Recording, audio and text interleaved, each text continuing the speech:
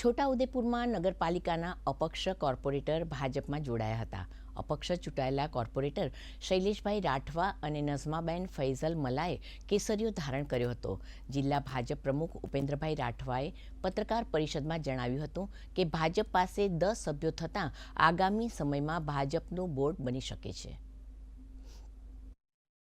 આવનારા દિવસોમાં છોટાઉદેપુર નગરપાલિકાનું બોર્ડ ભારતીય જનતા પાર્ટીનું બને એ દિશામાં આજરોજ છોટાઉદેપુર નગરપાલિકાના વોર્ડ નંબર 1ના નગરસેવક શૈલેષભાઈ રાઠવા, નઝમા ફૈઝલભાઈ મલા આજે ભારતીય જનતા પાર્ટી જોઈન કરી છે અને આવનારા દિવસોમાં અન્ય પક્ષના તથા અપક્ષ કેટલાક નગરસેવકો ભારતીય જનતા પાર્ટી જોઈન કરી અને ભારતીય જનતા પાર્ટીનું બોર્ડ 100% બનશે.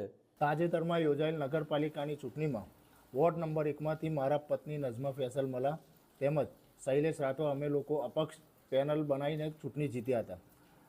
આજ રોજ અમે લોકો વોર્ડના વિકાસ અને નગરના વિકાસ માટે ભારતીય જનતા પાર્ટીના વિકાસને પ્રેરિત થઈ આજરોજ અમે વિધિવત રીતે ભારતીય જનતા પાર્ટીના જિલ્લા પ્રમુખ ઉપેન્દ્રભાઈના હસ્તે કેસ ધારણ કરી ભારતીય જનતા પાર્ટીના અંદર વિધિવત રીતે જોડાય છે.